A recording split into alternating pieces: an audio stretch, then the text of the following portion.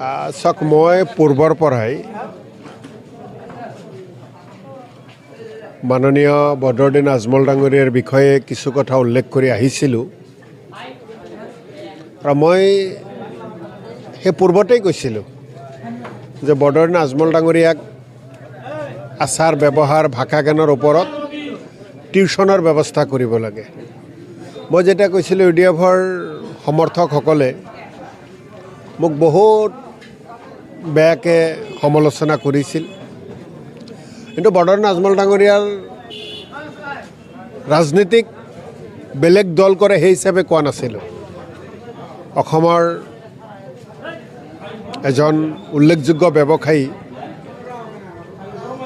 ধৰ্মীয় লাইনতে তেখেতক বহুতে গুৰু বুলি মান্য কৰে।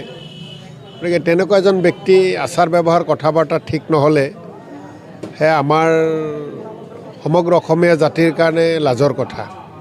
গতিকে পূৰ্বতেও টিউশ্যনৰ ব্যৱস্থা নকৰিলে আকৌ মই ইউডিএফৰ কৰ্তৃপক্ষক, কৰ্মকৰ্তাক, নেতৃত্বক আহ্বান জনাওঁ অতি সোনকালে আচাৰ ব্যৱহাৰ ভাষা জ্ঞানৰ কাৰণে বদৰুদ্দিন আজমল ডাঙৰীয়াক এজন ভাল শিক্ষকৰ ওচৰত পঠাব লাগে।